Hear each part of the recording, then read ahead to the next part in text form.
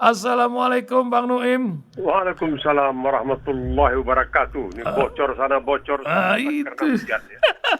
bukan karena hujan, nampaknya gampang sekali data orang Indonesia ini Bang Nuim ya dikunyah-kunyah oleh para hacker dan ya begitulah negeri dengan data yang macam rumah kaca ini. Nampaknya tidak demikian dengan Australia ini, tidak mudah memperoleh data-data itu. Katanya kalau kita disidik jari saja di sana itu akan ditanya buat apa ini ya, panjang kali kisahnya. Bagaimana Bang Nuim Australia hari ini kabarnya? Dengan penambahan COVID juga data COVID-nya merangkak terus ini.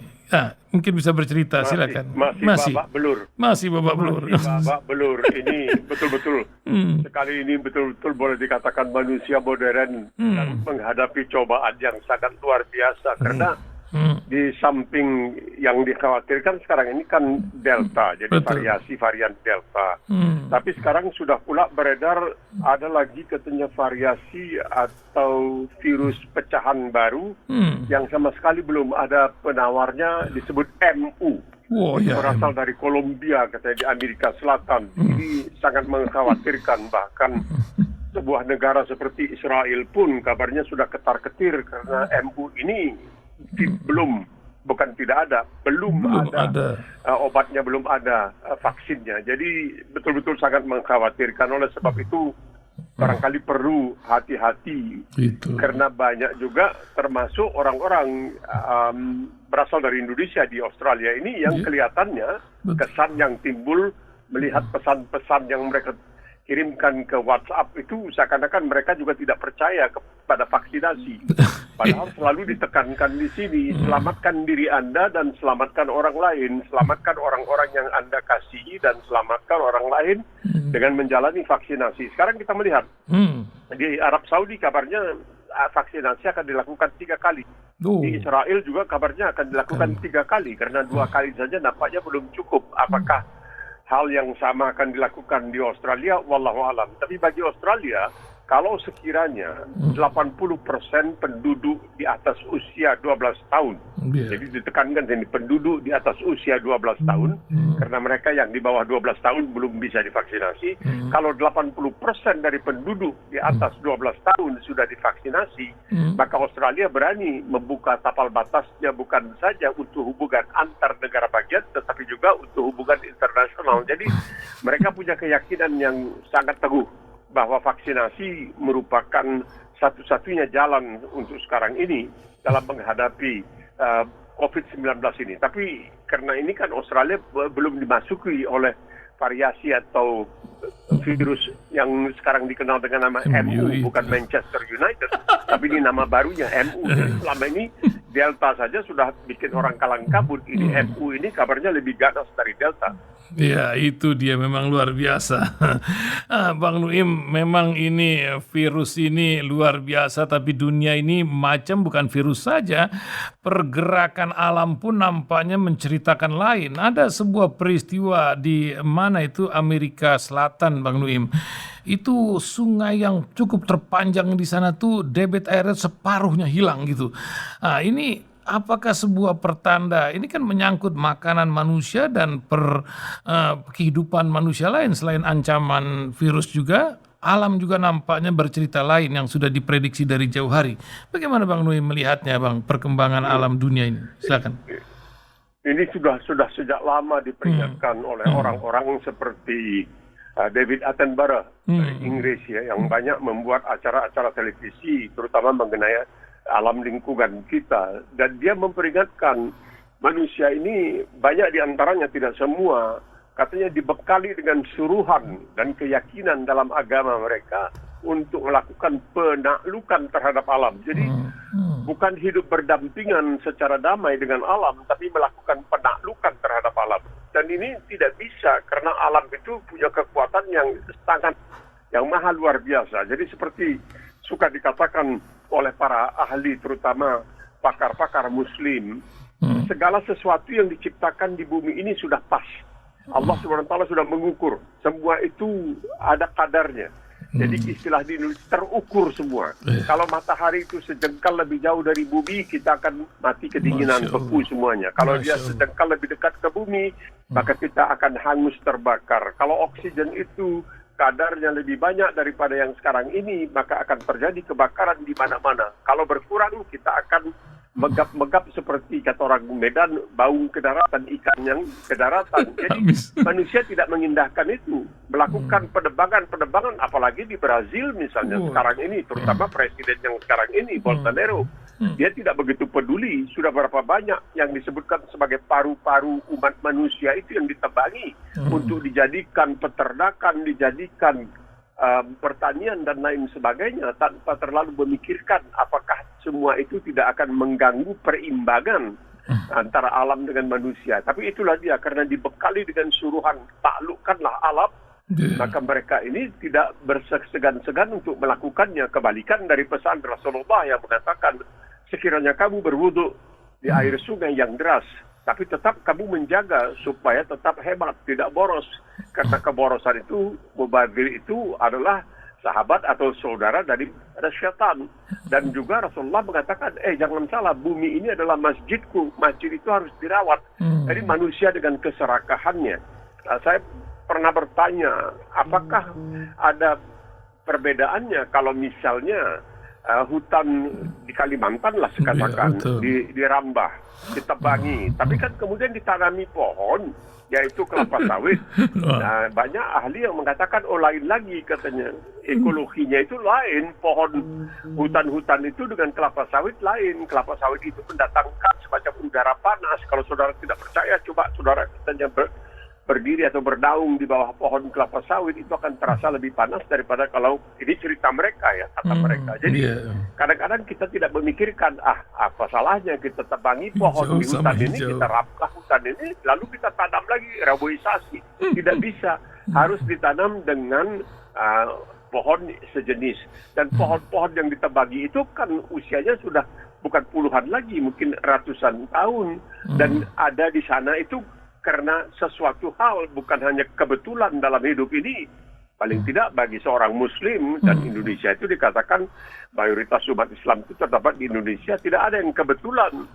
Semuanya ini sudah ada kadarnya, semua ini sudah ada ketentuannya, sudah ada urusannya. Jadi tidak bisa dikatakan kebetulan. Dan inilah yang menyebabkan. Jadi ini seperti dikatakan oleh David Attenborough. Manusia sangat terinspirasi oleh suruhan. Ada agama yang menyuruh, taklukkanlah bumi ini, alam ini. Ya, mereka menaklukkannya tanpa memikirkan akibat-akibat yang bisa ditimbulkan. Nah, tidak terjadi.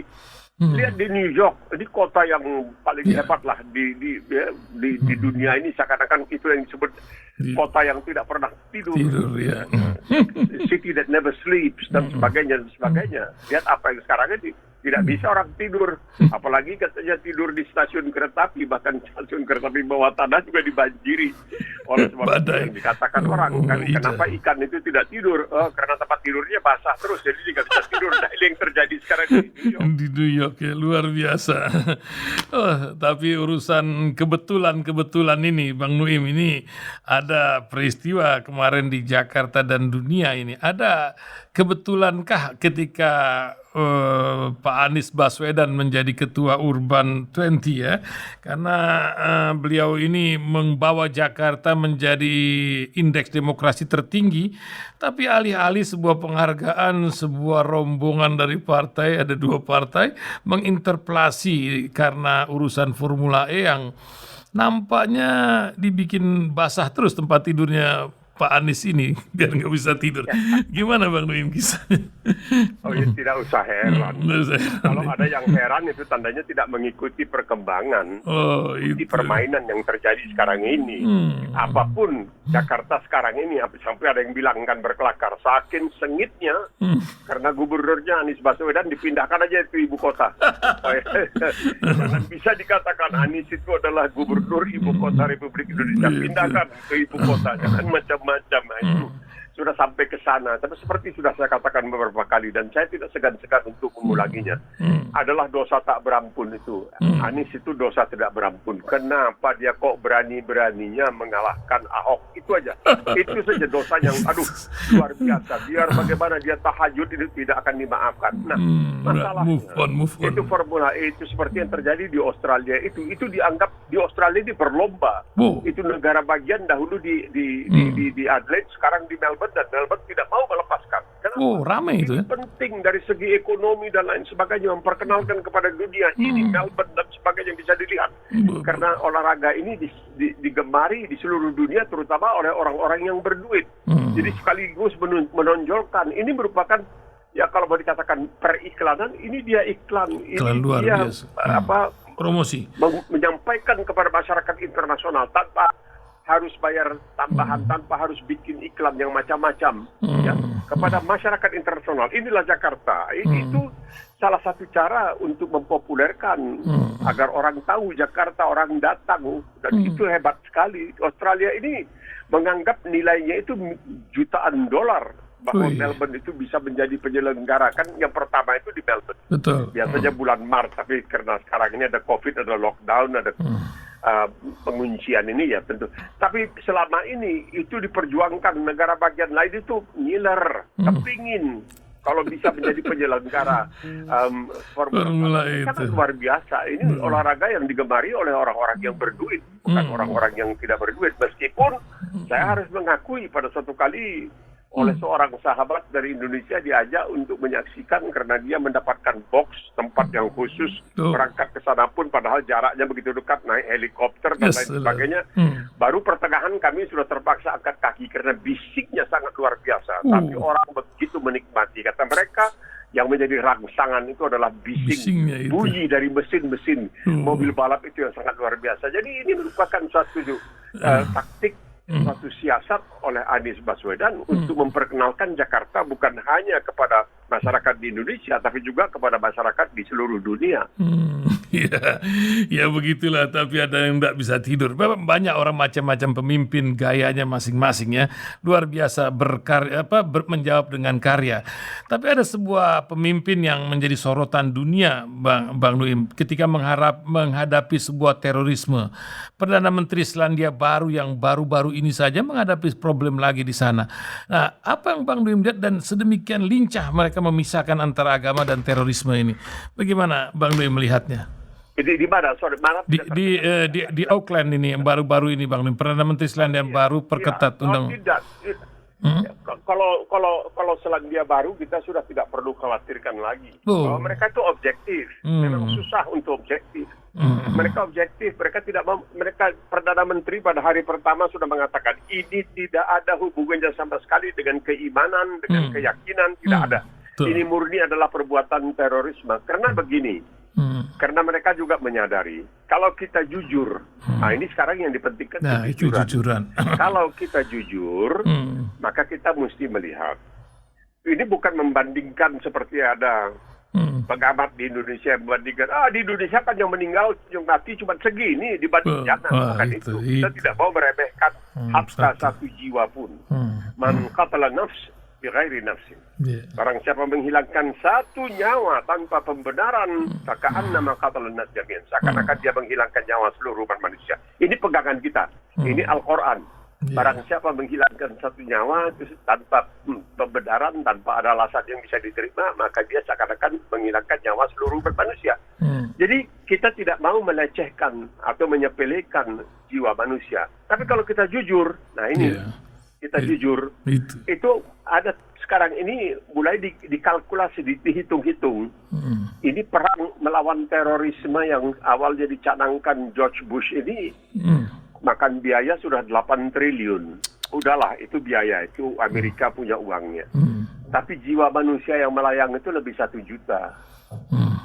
Peperangan melawan teror, bukan penewasan atau kematian disebabkan oleh terorisme. Peperangan melawan terorisme menyebabkan sudah 1 juta kematian. Jadi pakai akal lah. Kita maksudnya berpikir itu dengan logika lah. Karena kalau tidak pakai logika, Dr. Rashid Reza mengatakan nggak bisa. Katanya, kalau kamu sebagai seorang Muslim, kamu mesti berpikir dengan akal. Kamu berargumentasi dengan akal. Kita bukan menyepelekan nyawa satu orang, dua orang, tidak. Tetapi lihat secara proporsional bahwa peperangan melawan terorisme yang selalu dikait-kaitkan dengan Islam itu telah menelan lebih dari 1 juta jiwa. Innalillah. Belum lagi harta benda, belum lagi penderitaan-penderitaan yang disebabkan ketika Amerika melaksanakan sistem rendition. Orang diculik dari satu tempat dibawa ke tempat lain supaya disiksa. Belum lagi termasuk semua itu. Jadi orang seperti Jacinda Ardern di Selandia Baru ini dia sangat bijak. Dia mengatakan ini tidak ada hubungannya dengan faith, dalam bahasa Inggris artinya keyakinan agama dan lain sebagainya. Ini murni adalah tindakan terorisme. Dan orang yang melakukan ini memang dia mengaku sebagai Muslim dan kita tidak bisa berbuat sesuatu apa kalau dia mengaku sebagai Muslim. Snoop Horgonje juga mengaku sebagai Muslim, tidak bisa bikin apa-apa. Tapi dia adalah pengikut ISIS. Nah, kita sudah berapa kali mengatakan kalau ISIS ini benar-benar diinspirasi, diilhami oleh ajaran Islam, maka dia paling tidak merangkaklah sudah sampai itu ke Palestina untuk bela Palestina ketika dizalimi oleh Israel. Tidak pernah kita dengar. Tidak pernah kita dengar. Kok begitu? Ngapain jauh-jauh pergi ngebom sini, ngebom sana? Di depan mata itu terjadi kezaliman. Kezaliman itu sama saja. Apakah itu terjadi di Eropa, terjadi di Timur Tengah, itu sama saja. Kenapa mereka tidak bangkit dan membantu? Bagaimana keislaman mereka? Bagaimana mereka bisa melakukan pemerkosaan, melakukan kezaliman, melakukan kebuasan, kebengisan, kekejaman yang tidak ada diajarkan di dalam Islam? Ada tulisan baru-baru ini di sebuah buletin dari Malaysia. Itu mengatakan tentang bagaimana perlakuan di zaman Rasulullah terhadap tawanan perang itu. Itulah yang menjadi contoh daripada penghargaan terhadap hak asasi umat manusia. Biarpun dia adalah tawanan perang, orang yang pernah turun ke lapangan dengan misi untuk melakukan pembunuhan terhadap Muslim. Nah, tapi ketika mereka tertangkap ditawan, itu mereka diperlakukan dengan sangat penuh kasih sayang. Jadi tidak ada ISIS itu sekarang ini yang terjadi di Afghanistan. Istilahnya Islamic State di provinsi Khorasan, Ad-Dawlatul Islamiyah di Khorasan. Nggak ada, itu bukan, tidak ada Islamnya di mana. Tapi seperti ada tulisan seorang perempuan, seorang muslimah dari Amerika yang mengatakan, wah ini kesempatan katanya. Kemenangan Taliban ini yang sangat memalukan, terutama Barat, terutamanya lagi Amerika Serikat, tapi ini kesempatan bagi mereka untuk kembali mengait-ngaitkan betapa jahatnya Islam itu. Karena apa, nanti Taliban akan melakukan kezaliman terhadap perempuan. Padahal Taliban mengatakan kita akan berubah. Dahulu kita pernah melakukan, kita salah, dan sekarang kita akan melakukan. Tapi mereka tidak mau menunggu. Apakah itu akan menjadi kenyataan? Kalau ada satu saja Muslim yang bikin kesalahan, seluruh Islam itu kemudian dikutuk. Nah, sedangkan penjajahan yang terjadi, jadi kalau seperti yang dikatakan oleh Yusuf Kala baru-baru ini, banyak yang mencela Taliban dan lain sebagainya. Mereka membebaskan negeri mereka dari penjajahan Barat. Bagaimana kok katanya dimarah-marahi? Taliban yang memerdekakan, yang membebaskan negaranya dicela. Israel yang mencaplok negeri orang lain dibela-bela. Ini manusia ini kok jadi sudah keterlaluan, aneh bin ajaib. Padahal yang dilakukan Taliban itu ya sesuatu berebut kembali. Jadi seakan-akan ini kalau kita lihat di Indonesia juga banyak yang mencelakan Taliban. Tapi di KPK itu kan makanya terjadi perubahan hebat-hebat terhadap Taliban dan Taliban. Seakan-akan kalau ada yang memperjuangkan kemerdekaan, terutama dia Muslim, wah itu harus dicela itu. Jadi 10 November itu di mana ajakan melakukan perjuangan fisabilillah oleh terutama Bung Tomo dengan tentunya fatwa-fatwa para syekh, pada kiai, para alim ulama itu yang dimulai dengan Bismillahirrahmanirrahim, diakhiri dengan Allahu Akbar, itu dianggap seakan-akan kenapa kamu melakukan hal itu? Kalau enggak kan kita enak terus dijajah. Kok kamu merdekakan sih ya? Itulah kira-kira begitu. Ada yang nyaman dengan penjajahannya. Tapi memang ini ya kita lupa bahwa kemarin itu ada 2 negeri yang dijajah ya, selain Afghanistan juga Palestina. Ini juga kan 5 hari lagi, ini 11 September, 20 tahun ini kejadian. Afghanistan menjadi sebuah sorotan dan Biden sudah membuat statement Bang Nuim ketika lain Taliban sama ISIS ini lain katanya, juga Al-Qaeda. Apakah akan menjadi sebuah etalase baru ketika Taliban pun akan meniru Iran dalam hal pemerintahannya? Kita banyak menunggu perkembangan di sana, negeri yang cukup miskin sekarang ini. Gimana Bang Nuim? Tapi yang menjadi masalah, seperti mana ditulis oleh sejumlah pakar ya, yang mengerti persoalan-persoalan, terutama intelijen dari Amerika, CIA ya, pada pusat intelijen, itu kabarnya ada bom waktunya. Kita melihat ya, Inggris itu meninggalkan India, tapi dia tinggalkan bom waktu, Kashmir yang mayoritas penduduknya Muslim diberikan kepada India yang mayoritas Hindu. Padahal kenapa tidak diberikan kepada Pakistan? Begitu kira-kira. Gitu, bom waktu itu ada. Nah, cerita yang sekarang ini bahwa pihak Intel Amerika sejak sebelumnya mereka sudah memperkirakan tidak akan menang, mereka akan kalah, tapi mereka akan meninggalkan bom waktu. Nah, bom waktu ini adalah suatu kelompok orang-orang Afghanistan yang diberikan imbalan, yang diberikan iming-iming dan lain sebagainya untuk nanti bergerak atas nama Taliban. Jadi kalau dalam bahasa Perancis ini suka disebut sebagai agent provocateur. Mereka ini sengaja untuk memberikan, untuk menjelekkan reputasi nama Taliban. Seakan-akan mereka melakukan itu, mereka adalah Taliban dan itu di atas namakan Taliban. Padahal tidak ada hubungannya. Coba bayangkan itu, ledakan bom yang menimbulkan kematian 175 orang. Mana itu datangnya? Itu khas, di situ kan ada Taliban, itu kan ada anak-anak, ada perempuan, ada bagaimana orang tua. Ya oke lah, ada tentara Amerika yang tewas, tetapi kan segelintir. Tidak dimungkinkan, itu tidak dibenarkan suatu tindakan secara acak seperti itu. Tidak bisa, mesti terukur. Itu ajaran Islam, terukur sesuai dengan kadar di bumi ini, matahari, bulan, oksigen, semuanya mesti terukur. Nah, ini yang sekarang terjadi. Kita tunggu kapan mereka akan bergerak. Kapan mereka akan bergerak? Karena sudah banyak tulisan yang dibuat bahwa ketika Amerika masih ada di sana itu sering anak-anak laki-laki di Afghanistan itu dibunuhi begitu saja.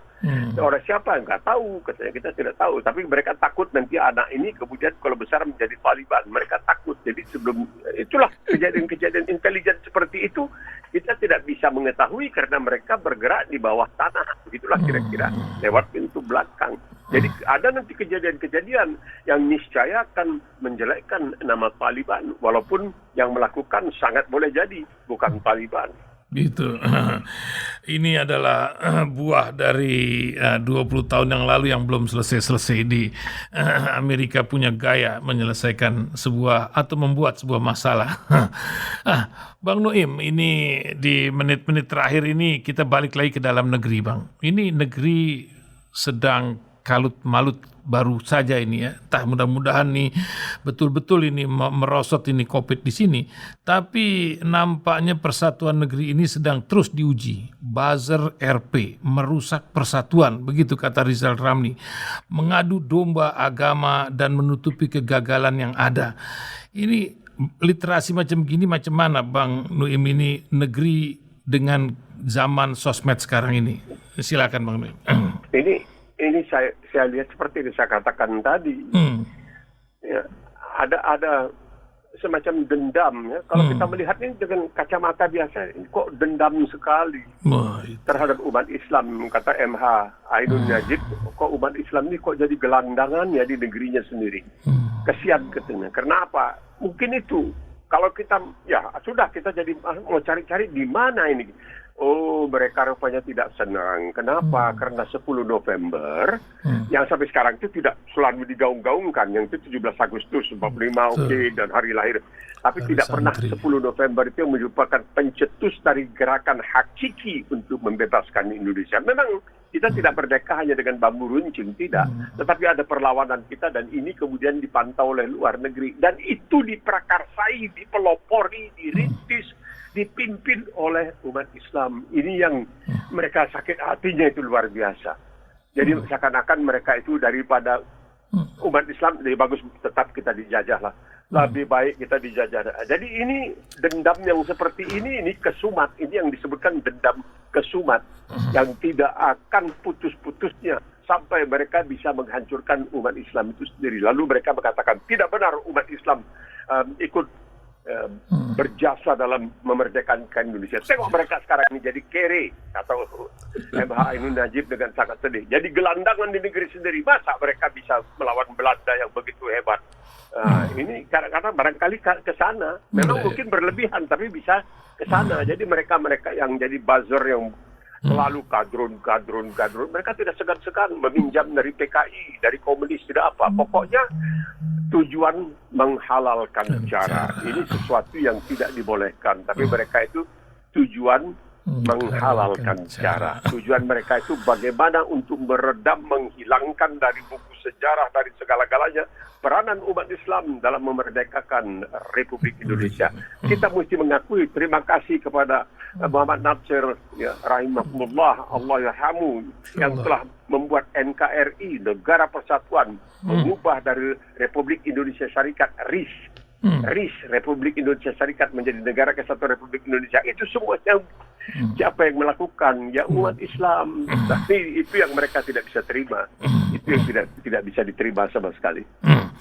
Ya, memang inilah perjalanan bangsa kita. Dan terakhir Bang Nuim, pendengar ini selalu menunggu setiap hari Senin ini Bang Nuim. Ada yang generasi tua yang mengingat masa lalu Bang Nuim, ada yang generasi muda menunggu pencerahan-pencerahan Bang Nuim. Nasihat pun, karena Bang Nuim sekarang ini sudah bukan pembaca berita, tapi juga seorang ulama yang terus berdakwah di sana. Hidup ini kan berdakwah gitu. Apa nasihat Bang Nuim buat pendengar kita di Senin Berkah pagi ini? Silakan Bang Nuim. Pertama belum sampai ke tingkat ulama, belum sampai ke tingkat ustaz. Jadi sebagai muslim yang diwajibkan, Rasulullah itu mengatakan kalau tahu satu huruf saja bagikan kepada orang lain. Itu jadi berbagi. Nah, ini upaya yang terjadi sekarang ini, yang nampaknya bahkan juga dilakukan oleh ya orang-orang yang cukup kepakarannya dalam Islam. Mereka ini ingin mendesak atau memukau kita atau membuat kita untuk yakin bahwa Islam ini Islam itu hanya agama itu. Tidak bisa, Islam itu sudah lebih dari agama. Kalau agama saja, tidak perlu Al-Quran itu berisi macam-macam ayat tentang ilmu pengetahuan dengan tidak bisa.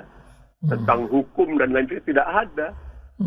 Tidak ada. Jadi kalau kita lihat di Universitas Harvard itu sudah berkali-kali dikatakan di Mahkamah Konstitusi, dipasang kutipan dari surat An-Nisa tentang keadilan dan sebagainya. Islam ini bukan hanya agama. Islam ini bukan hanya agama. Islam ini adalah tata cara hidup. Islam ini tata cara hidup. Bagaimana harus kita bergaul dengan orang lain, bagaimana ini semuanya. Kenapa mesti wa fi amwalihim haqqul lisaili wal mahrum. Harta mereka itu sebagian ada milik orang lain. Kalau agama tidak perlu itu.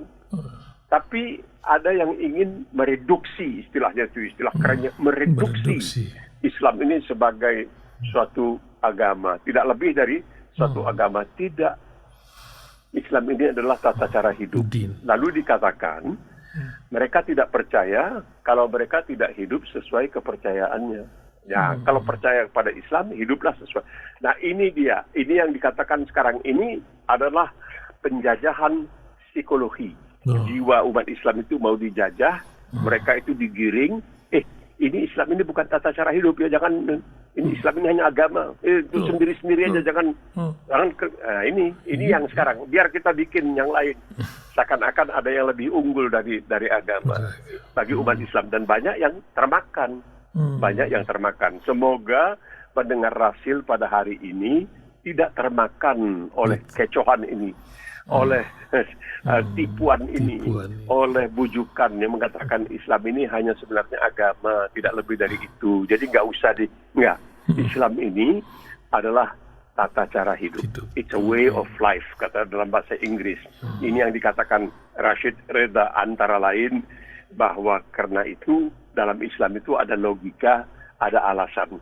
Tidak semena-mena begitu saja, tidak beralasan, tidak logika, ada hak, ada kebenaran. Itu yang paling penting, itu yang dikatakan oleh Dr. Rashid Reda, yang kita sangat tertarik sebenarnya, apalagi telah kemudian diulas dalam sebuah buku yang berjudul Islamic Exceptionalism. Kenapa Islam itu lain daripada yang lain? Kalau yang lain-lain itu mengaku dirinya sebagai agama, silakan. Tapi Islam itu lebih dari agama, karena Islam itu lebih baik, Islam itu lebih benar, Islam itu lebih hidup, dan tidak pernah goyah, karena Islam itu istiqamah dalam menghadapi apapun cobaan yang dihadapinya. Jadi sidang pendengar, Islam itu bukan hanya agama, tetapi tata cara hidup. Seseorang itu tidak bisa mengaku saya itu percaya pada Islam, tapi saya tidak hidup sebagai Muslim. Susah, tidak bisa diterima. Ini dia. Ya, luar biasa Bang Nuim. Ya, inilah ikhtiar kita dalam berdakwah terus. Oh ya, ingatkan Bang Nuim, nanti 9 September ini kita Rahasil ini berusia 12 tahun. Kita harapkan Bang Nuim juga bisa bergabung nanti tanggal 9. Kita akan hubungi lagi Bang Nuim. Radio kita ini Bang Nuim sudah berapa tahun, tidak terasa ini 5 tahun lebih bersama kita Bang Nuim ya. Luar biasa. Terima kasih Bang Nuim atas pencerahannya pagi hari ini. Assalamualaikum Bang Nuim. Terima kasih. Waalaikumsalam warahmatullahi wabarakatuh.